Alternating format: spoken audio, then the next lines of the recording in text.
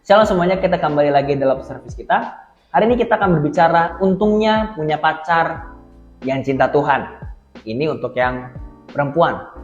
Ya maksudnya adalah gimana sih untuk para laki-laki memilih atau untungnya apa sih kalau kita punya cewek yang dia itu dekat Tuhan, ya. Nah, mari kita langsung saja buka di Amsal 31 ayat 10 sampai yang ke-12 saja ya. Karena kalau saya ceritakan semua, wah bagus banget ini sebenarnya. Nah, puji-pujian untuk istri yang cakap. Istri yang cakap, siapakah akan mendapatkannya? Ia lebih berharga daripada permata. Nah, ini saya mau jelasin dulu nih. Tipe cewek yang harus kita punya, ya. Yang maksudnya di sini bukan berarti pasti sempurna loh ya, bukan. Tapi setidaknya ini yang bisa menemani kita. Dan kamu, kalau kamu punya pasangan yang cinta Tuhan di sini bukan berarti dia 24 jam berdoa atau 2 jam atau mungkin dia itu bisa berbahasa roh gimana-gimana. Yang penting dia itu memberikan kita ada buahnya lah. Kita merasa bahwa kita beruntung sekali punya dia, ya. Makanya kita harus lihat dulu istri yang cakep siapakah akan mendapatkannya.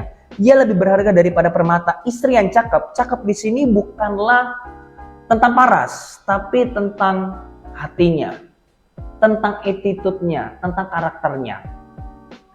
Saya tidak percaya dengan orang-orang yang selalu mengatakan yang penting hatinya, parasnya itu tidak usah kita lihat. Salah sih. Bagaimana kamu bisa tahu atau kamu bisa suka dengan dia kalau kamu nggak lihat parasnya dulu? Karena kalau kamu soal baik, setan dengan setan pun baik loh. Setan sama setan tuh nggak pernah berantem. Jadi kalau untuk yang namanya sekedar baik, nggak usahlah kita punya pacar yang cantik. Karena saya pernah tuh ada orang atau ada teman saya ngomong yang penting hatinya. Ketika saya bilang lu mau nggak sama dia baik loh. Enggak gue nggak mau, itu bukan tipe gue. Lah katanya baik, ya kan? Nah jadi paras itu penting, tapi lebih penting itu adalah hati. Yang penting itu adalah attitude-nya. Lalu bagaimana kita bisa tahu bahwa dia ini orangnya baik? Dari mulai pertemanan dulu. Makanya pertemanan kita itu harus baik dulu. Baik di sini bukan berarti sempurna, tapi baik di sini minimal kita tahu bahwa dia adalah anak Tuhan dan kita tahu bahwa dia punya buah yang baik. Misalnya dari attitude-nya, dari cara dia ngomong, cara dia menghargai teman-temannya bagaimana, bukan toksik. Kita perlu lihatnya seperti itu, atau mungkin dia bukanlah penggosip. Itu yang harus kita punya. Karena inilah firman Tuhan selalu melihatnya, bukan hanya sekedar cakep dalam paras tapi dalam hatinya. Karena itulah dia itu lebih berharga daripada permata. Inilah aset seorang pacar. Apalagi kalau kamu sudah menikah dengan wanita seperti ini, dia sudah menjadi asetmu, aset tertinggi. Karena apa? Mungkin kamu bisa miskin sekarang, mungkin kamu gak punya apa-apa, tapi kalau kamu punya istri yang seperti ini atau punya pasangan seperti ini, kamu bisa naik.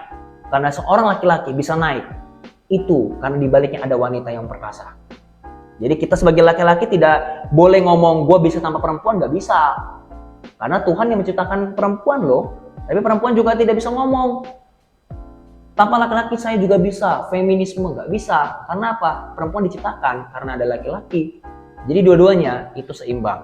Jadi jangan pernah kita berpikir laki-laki itu lebih hebat atau perempuan lebih hebat. Dua-duanya sama karena Tuhan yang hebat. Ya. Lalu yang kedua apa? Hati suaminya percaya kepadanya. Suaminya tidak akan kekurangan keuntungan. Artinya apa? Tuhan itu, ini bicara tentang hati suami itu adalah percaya. Yang dimana tugas kamu, ya, apalagi nih untuk yang perempuan ya. Tugasnya perempuan itu adalah kamu bisa menjaga hati pasanganmu. Apalagi yang laki-laki. Makanya kalau misalnya pasanganmu itu bukanlah orang yang maha cemburu, yang dikit-dikit cemburu, ketika dia mengutarakan cemburunya, please dengerin.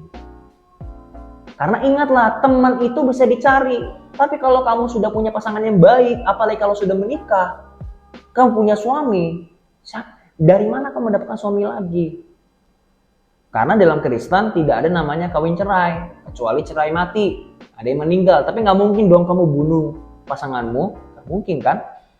Jadi ketika seorang pacar, seorang laki-laki percaya kepada pasangannya, itu adalah kepercayaan yang sangat-sangat luar biasa. Jadi tugasnya seorang perempuan ketika dia berpacaran atau ketika dia sudah menikah, dia harus bisa menjaga hati suaminya. Supaya hati suaminya tetap bahagia, supaya hati pasangannya itu tetap tetap senang, supaya apa, ketika dia bekerja, dia mencari uang, dia bisa oke.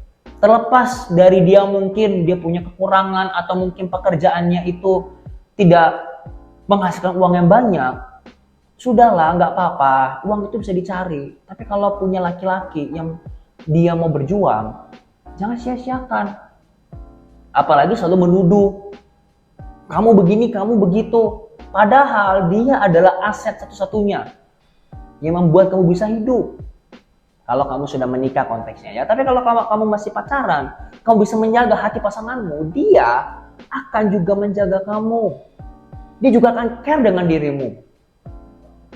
Nah, jadi makanya perempuan seperti ini kalau dia mau menjaga hati pacarnya, laki-lakinya saya yakin, mau dia itu mata keranjang atau bagaimana, dia pasti luluh hatinya.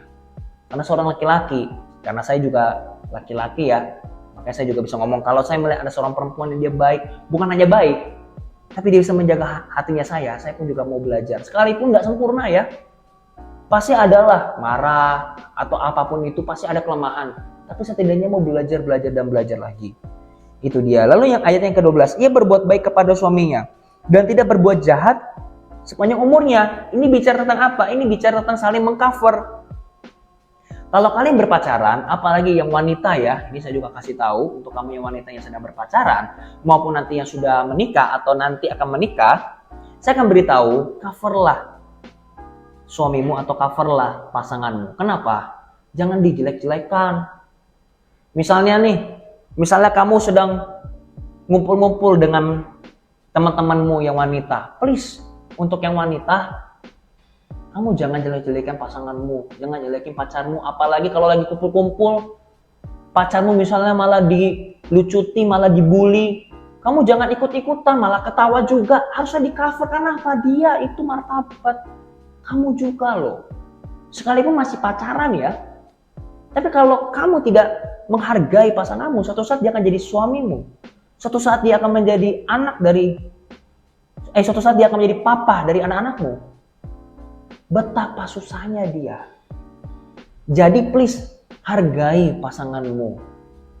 Yang laki-laki juga please untuk menjaga hati pasanganmu juga. Bukan berarti yang laki-laki nggak menjaga hati perempuannya, jaga juga. Tapi biasanya sekali lagi rata-rata, kalian boleh cek sendiri.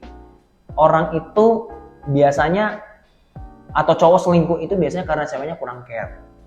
Tapi yang pasangannya yang juga yang cowok jangan sampai ngomongnya, wah kalau kayak gitu kan karena pasangan saya nggak care dengan saya. Nggak bisa seperti itu. Nggak akan bisa. Kenapa? Karena selingkuh itu pilihan, berbuat dosa itu pilihan. Segala sesuatu yang kita lakukan, apalagi soal dosa, itu pasti karena ada unsur kesengajaan. Nggak ada yang namanya nggak sengaja.